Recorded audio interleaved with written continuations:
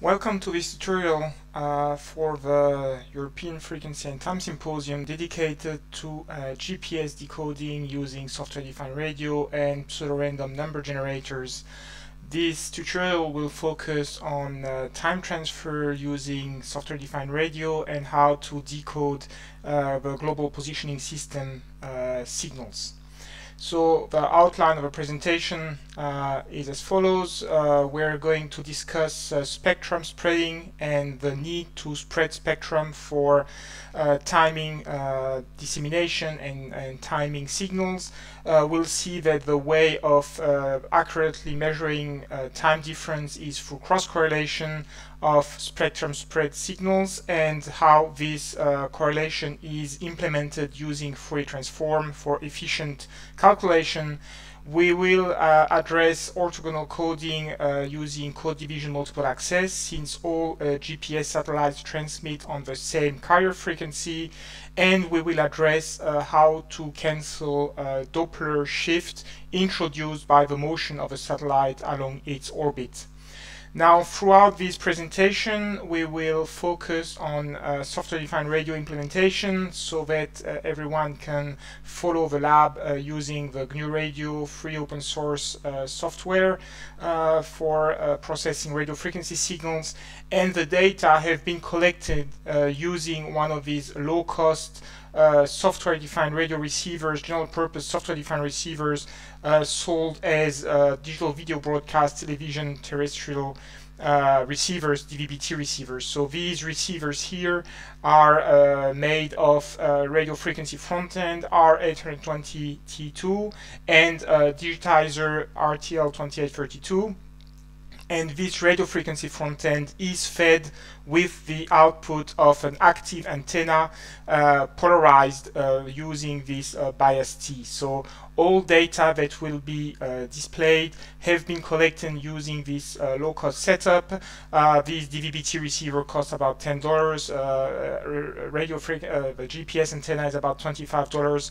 So this is an experiment that is accessible to anyone willing to reproduce this experimental setup.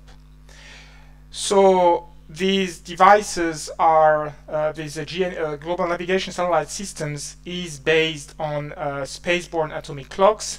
The principle is to transmit high accuracy, high stability radio frequency signals and to position the receiver on the surface of the Earth using trilateration, so measuring the time of flight of these signals from the various satellites and knowing the position of the satellite in space, we can find the solution, the position, velocity, and time, the PVT solution, with the receiver on the ground.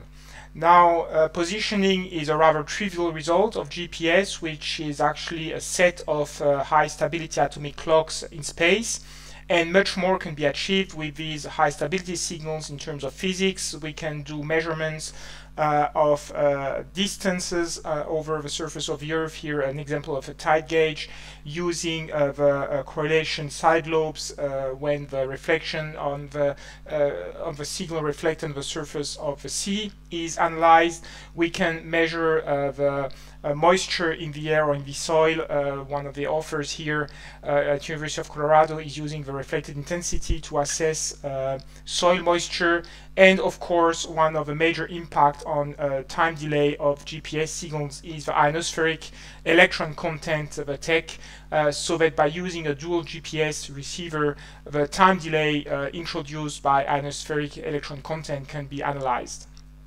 So basically all these high resolution measurements require either access to the raw radio frequency signal or at least to the phase of the carrier, so that most consumer electronic or commercial off-the-shelf receivers will not be suitable. In our approach here, software-defined radio allows us to analyze the raw radio frequency I and Q coefficients output from a radio frequency receiver and to perform much more than basic positioning.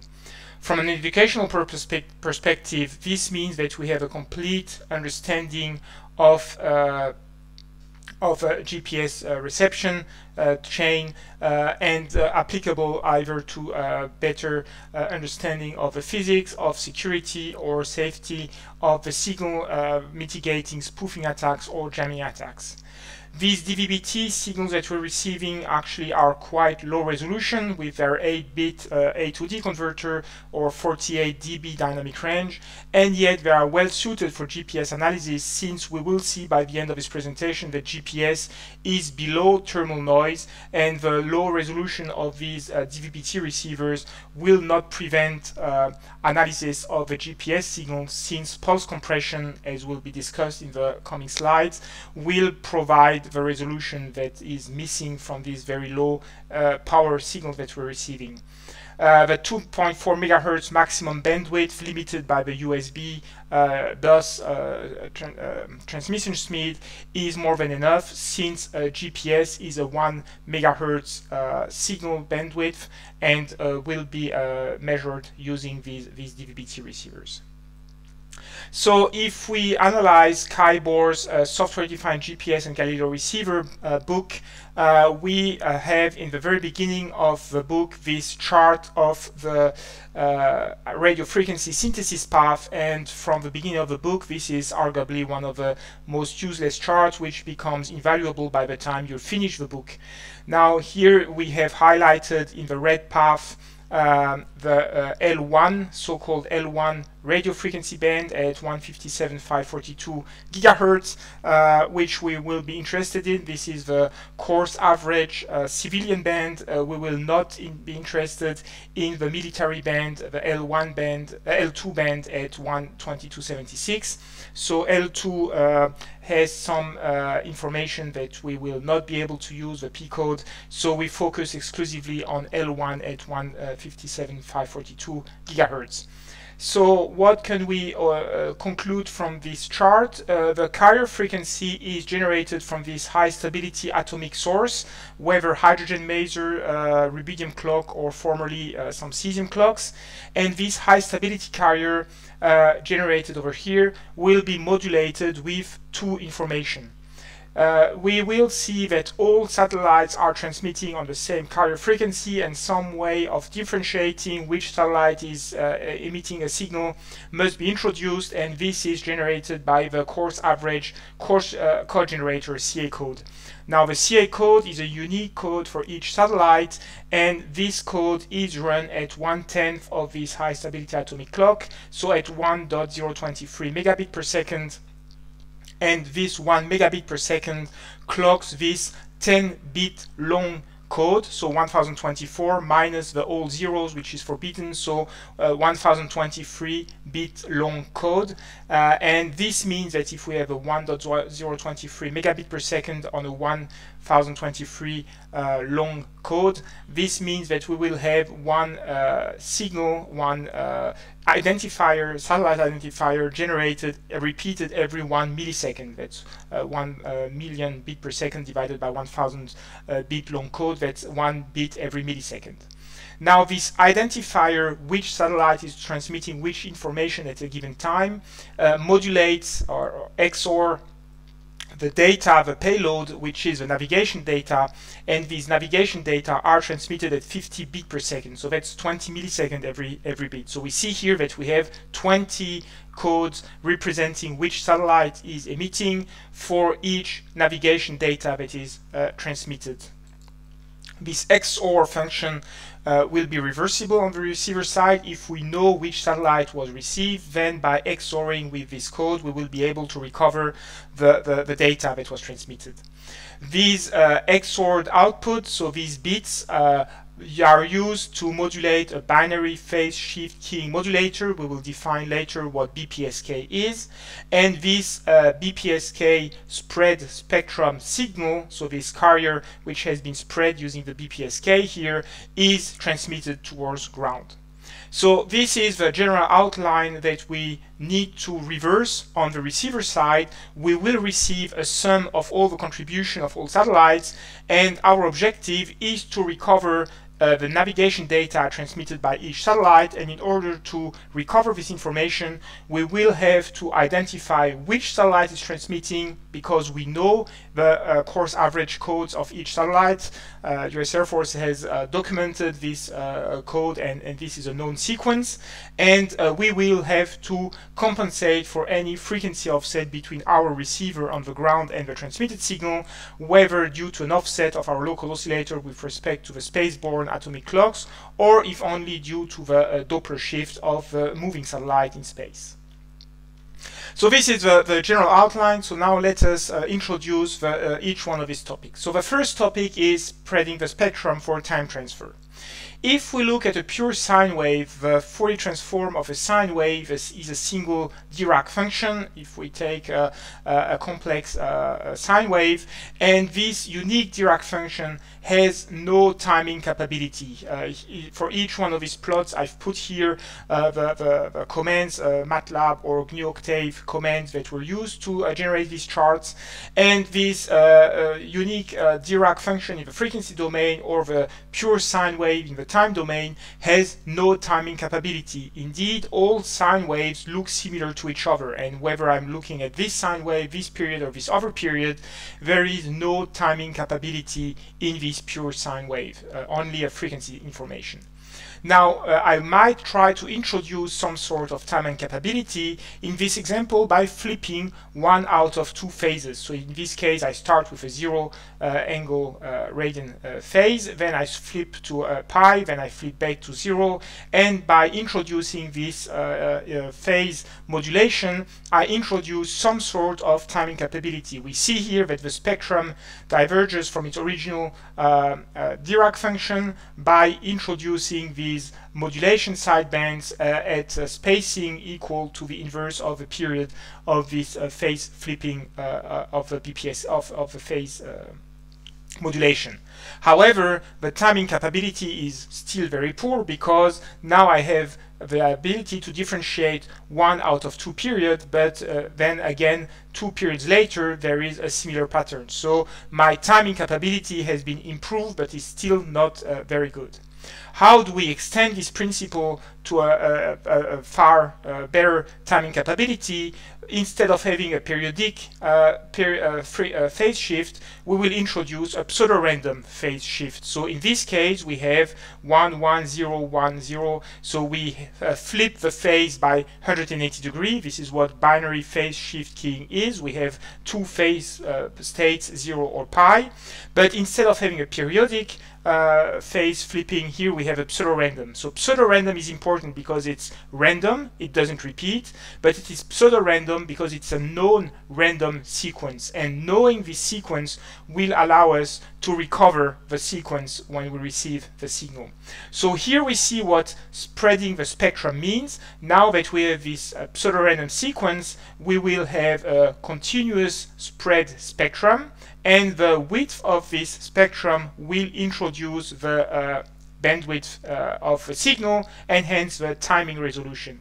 If you consider a radar signal, the bandwidth is related to the timing resolution, because in a radar signal we transmit an information, and we wish to have accurate timing of returned echoes. How do we accurately time these returned echo?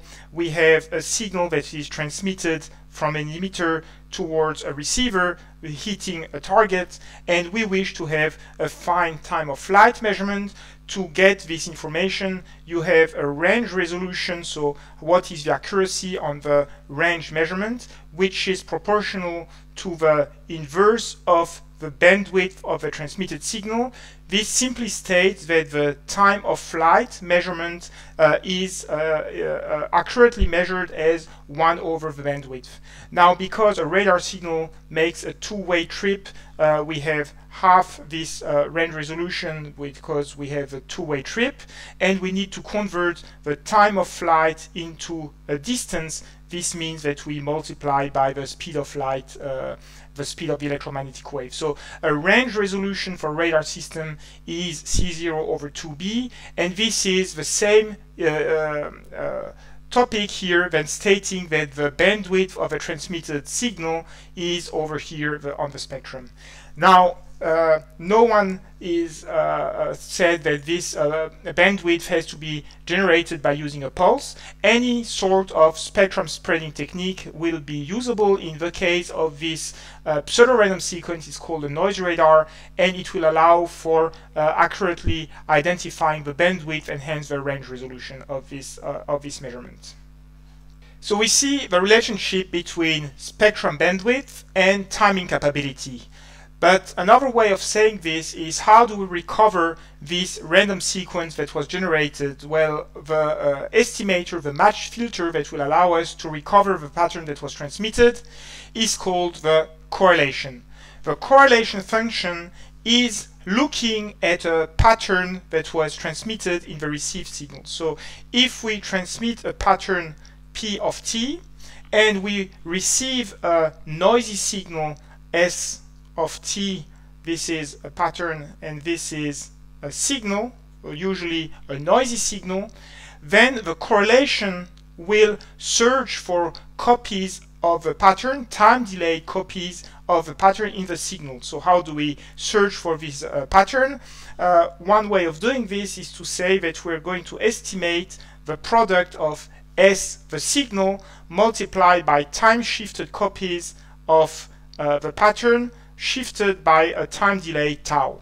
So if this signal is mean value 0 and the pattern is a signal that is mean value 0, then this product here will average out as being sometimes positive, sometimes negative, and the mean value will be 0.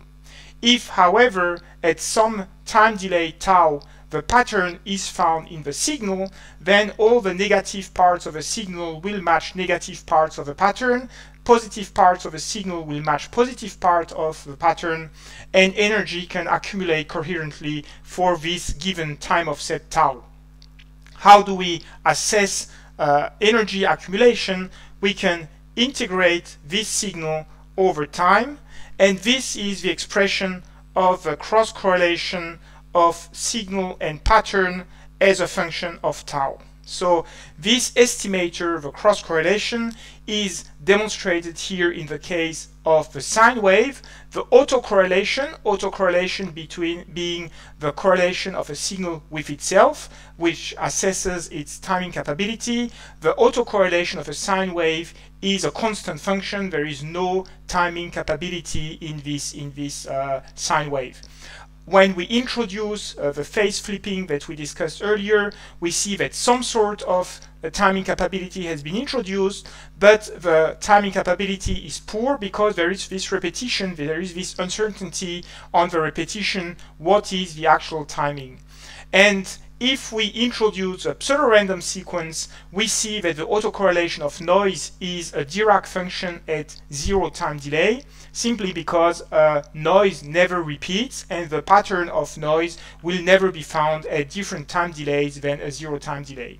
So what we see here is the pseudo-random sequence will generate a unique Dirac function, and because a pseudo-random sequence is finite in duration, this Dirac function will repeat any length of the pattern length.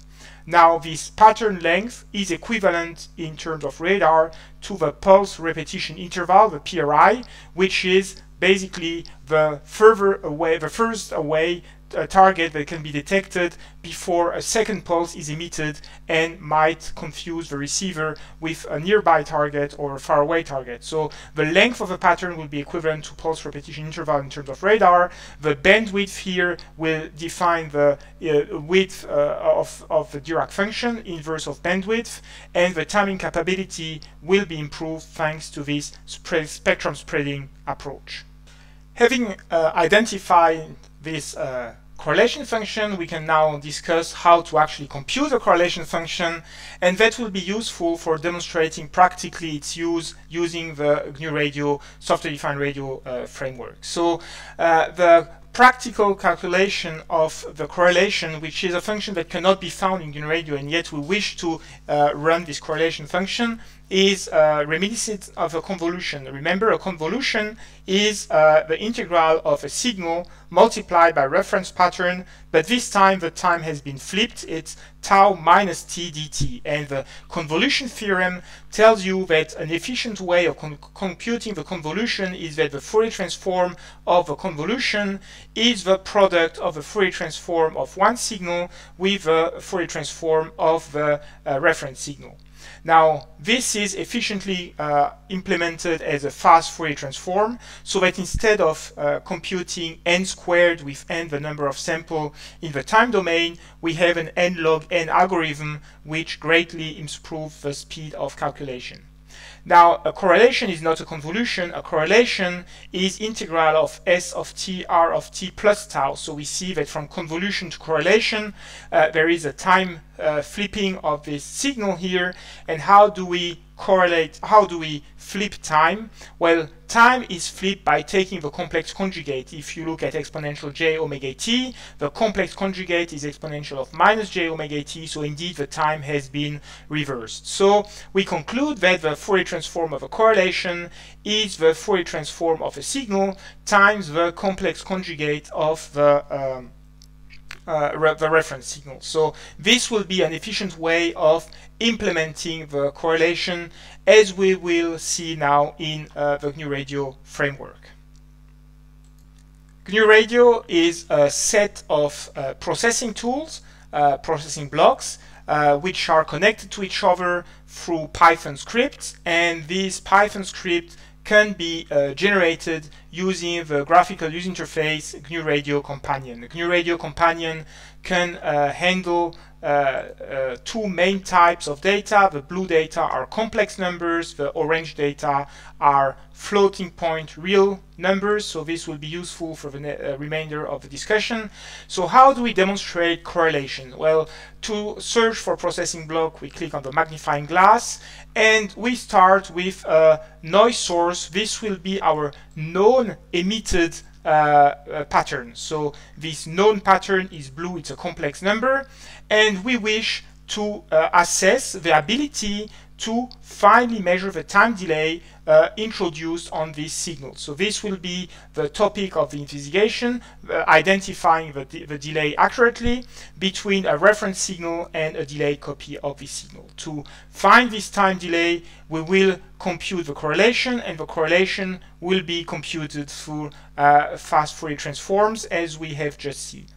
So we can connect these blocks together. However, a fast Fourier transform only makes sense on a batch of data, so we need to convert the continuous stream into vectors. So we take the stream to vector block here, and we convert this stream here into a vector. So this vector has to be of a given length that matches. So instead of putting many times the same quantity, we can create a variable. This is a Python variable that we might call the length n. When we have a Python variable, the ID is the name of the variable, the value is the number of items, and we see here that we convert a continuous stream of data into this length n element. Here is a typo, it's 1024 samples, so that we match the number of the fast Fourier transform here. We do the same for the reference channel, so we can take these same elements here and copy them so that we have the same data path over here. And because GNU Radio doesn't know what 32 kilosample per second means and might generate an excessive number of samples per second, we need to slow down the data stream, and this is when the data flow lacks a hardware limiter. The throttle block will try to slow down the data stream to the targeted data rate here. So once we have these two Fourier transform, we can multiply the complex conjugate. This is such a common operation that it is provided by GNU Radio over here, and this multiply conjugate again must act on the number of sample n that we are processing. Having done that, we end up with this inverse Fourier transform that will allow us to complete the calculation. We have an inverse, this time reverse, and we can rotate the block by using the right arrow. Having computed the inverse Fourier transform, we conclude with calculating the magnitude of this data, again with batches of n samples over here. And since we wish to display the output, we need a time oscilloscope, the time display function.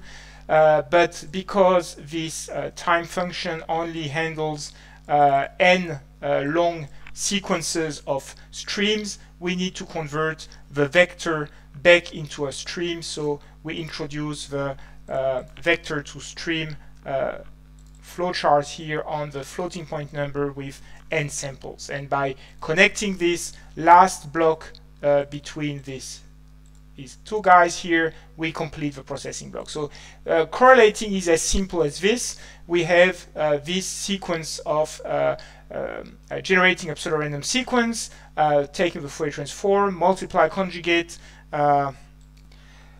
take the inverse Fourier transform, complex to magnitude, and vector stream. So we must complete the setup of this flowchart here. We need to allow for queued graphical interface because we have a queued output here, and we must select a new title here, lab session number 1, for example, because the default is not allowed. Having set these variables here, the last item that we wish to change is to have a dynamic simulation where we can dynamically change the delay. Currently the delay is a constant value 0. We might wish to have a delay D, and to create a dynamic delay D, we can create a slider which is called a queued graphical interface range, and this slider will create variable D that we just addressed here. We keep the default values. So what we see is if we run this flowchart, which requires that we save the data in a writable directory. For Windows users, be aware that GNU Radio will try to save in the binary directory, which is not user writable by default. So you need to find a directory that is writable. And having done that, we see now that we have a simulation running by hitting the play key. Middle button allows us to auto scale, and what we see here is actually that the correlation peak, because of the convention between inverse and direct Fourier transform, is located on the right hand side, which is not what we wish to display. So the trick here is to replace the FFT with first reverse. This is just a matter of convention, what is reverse and what is forward, and over here we take the forward Fourier transform. So now if we run this flowchart here and we auto scale again, we see that we have indeed the correlation peak in the center, and we can move the correlation peak. So if we introduce varying delays, we see that we can indeed finally detect the time delay between the reference signal and the measurement signal, and the width of this correlation peak is a single bin width, a single timing rate width of the signal. So here we have a demonstration how easy it is to implement this correlation. Now, I will not spend much time adding more functionalities, but in a radar system, we wish to correlate multiple targets, and because the correlation is a linear function, we can actually compute the correlation by taking many signals and using these sum of these signals to correlate with the emitted signal. So here is an example of that I prepared. In this example, I took the same noise source with the throttle block, and this time the reference signal is over here. And what we see is that we calculate the complex conjugate between all these targets with the reference signal, and then by taking the inverse Fourier transform, because the Fourier transform is a linear process, I can sum the components here and take the inverse Fourier transform of the sum of a component. I will identify each individual target that was time delayed with a different delay. In this example, I'm using a little trick here, that the delay D that I create here, or D1 over here, are actually generated by function generators, and these function generators over here are the result of a probe. We see here in the documentation that probe will answer with a level, and here if we take this triangular wave and we probe the level to create variable D, then we have probe the output of this function generator, which is a triangle. Here we have a square wave generator, and here we have a cosine generator. So we have 3 types of delays. This probe number 2 creates D2, and this D2 here is the time delay of a third target, which will be the sine wave. So if we run this simulation here, we see that we actually have now 3 delayed targets, and thanks to the linearity of the Fourier transform, we see that we have the sum of all 3 targets displayed on the correlation. Here we display this as a waterfall. The waterfall is the time-dependent evolution of the Fourier transform. So this is the time domain, frequency domain FFT, because it's back to an inverse FFT, we get back to the time delay. And here in the waterfall, we have actually the Fourier transform here. The waterfall is over here, and the waterfall is taking care of this fast Fourier transform to get back into the time domain. So here we have the ability to separate the contribution of 3 delay sources and to accurately time these 3 delay sources. So this is the demonstration we just made here. By using the linearity of a correlation, we could create multiple delays, have the reference signal correlated with all the copies of the signal that have been time delayed, and the objective here of the spectrum spreading by generating this noise source, this known noise source, is to finally measure the time delay between these various delay sources. Now, this concept of correlation is finally related to the ability of finding a source, a reference signal in a noisy signal, and this ability comes from the fact that we can average. If we take a correlation is an integral, and if you were to take a noisy signal S and try to extract the meaningful component by averaging out the noise, what you would do is you would try to average this signal over n samples, and averaging this signal over n samples is expressed as 1 over n sum of these, if I take the discrete expression of 0 to n minus 1 of this n index over here. And what we see here is that the correlation is actually also the integral, but instead of taking S, we have the weighted integral as the shape of the calculation. So if I take the discrete expression of a correlation, the cross correlation between X and Y expressed in discrete time will be expressed as the sum of X and Y n plus P for index P and sum over n. So we see the close relationship between these two expressions, and if we were to try to average out noise, we would try to take a sequence as long as possible. However, by increasing the duration of the correlation, we waste timing capability, because the longer the sequence, the poorer the timing capability. So we need to find a trade-off between the ability to time the signal and to average out noise. This is this trade-off that the longer the code, the better the noise cancellation capability, but on the other hand, the shorter the signal, the better the time resolution. So how do we actually address these two quantities here? Well, we've seen that the correlation peak width is inverse of the bandwidth. The time gives the ability to cancel noise.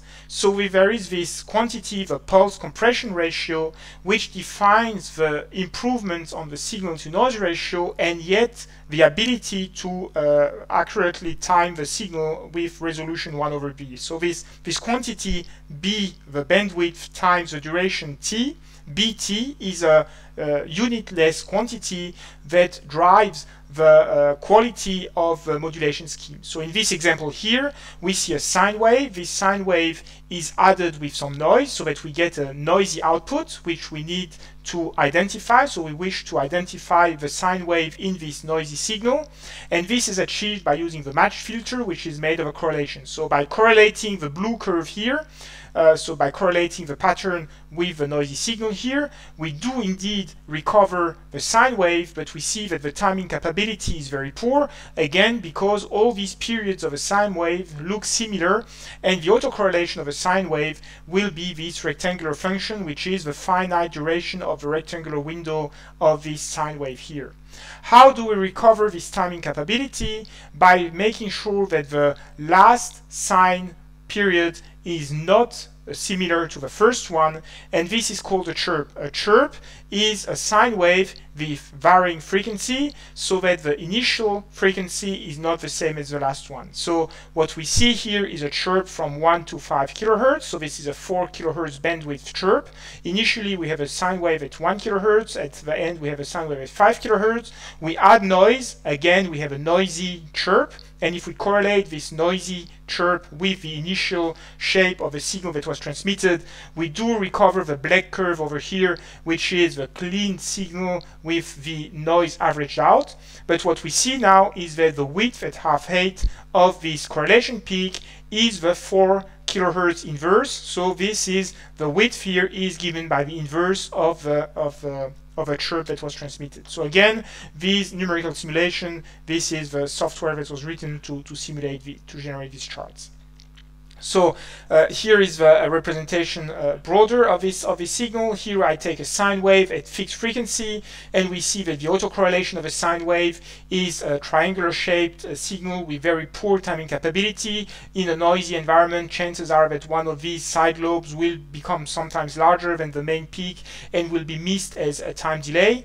We see that we have a chirp which is 1.5 kilohertz wide, so from 0.5 kilohertz wide, so from 3 to 3.5 kilohertz. Will improve the timing capability in red, and if we increase the bandwidth by having a chirp from 3 to 10 kilohertz, or a 7 kilohertz wide bandwidth, we see that now we have a single correlation peak here, narrow peak that will be identified as a fine time delay. So this spectrum spreading technique is a core aspect of timing dissemination and being able to recover with high accuracy, high signal to noise ratio by rejecting noise, a timing signal whose width at half height is given by the inverse bandwidth. So remember, GPS is a very weak signal. Satellites are flying 20,000 kilometers above the surface of the Earth, and this very weak signal needs to be timed. If GPS had been a basic sine wave, this is a red curve here, we see that we would have the cleaning capability of averaging out the noise, but we would have a very poor timing capability because GPS is designed for timing, time of flight, timing signals. We see that by taking a pseudo-random sequence generated at 1 megahertz, 1 megabit per second, we have 1 microsecond time resolution. This is the width of the correlation peak as the pseudo-random sequence are transmitted at 1 megahertz. Now 1 microsecond correlation peak means that this is called the chip in GPS, this one chip wide GPS of 1 microsecond, because speed of light is 300 meters per microsecond, would be a 300 meter timing accuracy or positioning accuracy, and because the correlation peak position can be improved by using a fitting, oversampling of the correlation peak by a quantity equal to the signal to noise ratio, this 300 meter will drop by the factor equal to the signal-to-noise ratio, and in addition the smoothing of the Kalman filter that is implemented in the PVT solution, and typical GPS standard deviation will be in the 5-meter range. So we see here the trade-off between pulse duration and bandwidth is we need a long duration to average out noise and a large bandwidth to have a fine correlation peak, meaning we need a high pulse compression ratio. B times T needs to be as large as possible. So let us try to do this experimentally now with electronic circuit implementation, and because you will not have access to this hardware, we will simulate this whole sequence using GNU Radio. But before continuing, make sure that all these topics have been well understood.